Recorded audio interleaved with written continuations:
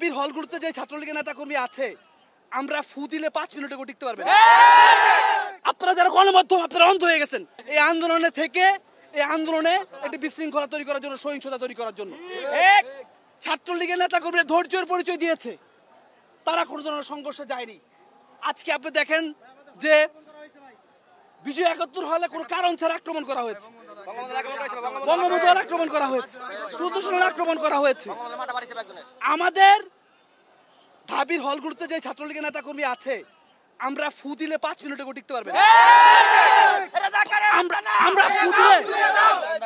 আমরা ফু দিলে 5 মিনিটে ক্যাম্পাসে দাঁড়ানোর কারো সামর্থ্য নাই। আমরা ধৈর্য ধরেছি, আমরা কোনো ধরনের সংঘর্ষ যাইনি, আমরা যেতে চাই না। আমাদেরকে বারবার আমাদের নেতা কর্মীদের উস্কে দিচ্ছে, আমাদের কর্মীদের উপর হামলা করা হচ্ছে। আমরা খুব দাঁত ভাঙ্গা জবাব দিয়ে বলতে চাই যে এই ঘটনা যদি পুনরাবৃত্তি ঘটে, আজকে 5 মিনিটে আমরা বের করে দিচ্ছি, এরপর দিন কিন্তু ঘর থেকে আমরা ধরে নিয়ে আসবো। আমরা এটা সাবধান। এবং ছাত্রদল আর জামাত যারা আছে ওদেরকে আমরা রাজনৈতিকভাবে যুগে যুগে আমরা পরাজিত করেছি। রাজপথে ঢাকা বিশ্ববিদ্যালয়ে কোনোদিন তারা কোনো কিছু করতে পারে নাই, এটাও করতে পারবে না। সাধারণ শিক্ষার্থীদের আমরা বলবো আপনারা আন্দোলন থেকে সরে যান। আপনারা 20% সরে গেলে 80% দেয়ার দ্য পলিটিক্যাল অ্যাক্টিভিস্ট, এবং পলিটিক্যাল অ্যাক্টিভিস্টদের কিভাবে মোকাবেলা করতে হয় এটা ঢাকা বিশ্ব ছাত্রলীগ জানে। আমাদের 3 থেকে 4 জন নেতাকর্মী আহত হয়েছে, ব্লিডিং হয়েছে, এবং এর বাইরে অন্যান্য নেতাকর্মী আহত হয়েছে, এবং আমাদের নেতাকর্মীদের সর্বপ্রথম অ্যাটাক করা হয়েছে। আপনি জানেন ওইখানে সাধারণ শিক্ষার্থী না ছাত্রদলের কর্মী?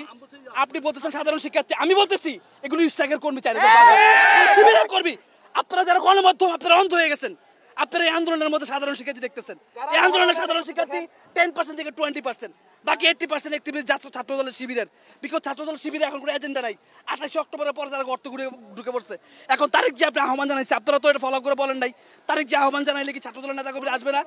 এগুলো তারিখ যে আহ্বানে এখানে সব ছাত্রদলের নেতা কর্মীরা ঢুকছে, শিবিরের নেতা কর্মীরা ঢুকছে, এবং ওরাই বিশৃঙ্খলা চালাচ্ছে। আমরা ছাত্রলীগের সাধারণ শিক্ষার্থীদের চিনি, ওরাই কাজ করবে না এখানে। এটা পুরোপুরি পলিটিক্যাল আন্দোলন হয়ে গেছে। এটা ছাত্রদল শিবির বার্সা ছাত্রলীগ হয়ে গেছে। এখন এই জায়গায় আমরা থাকতে হবে।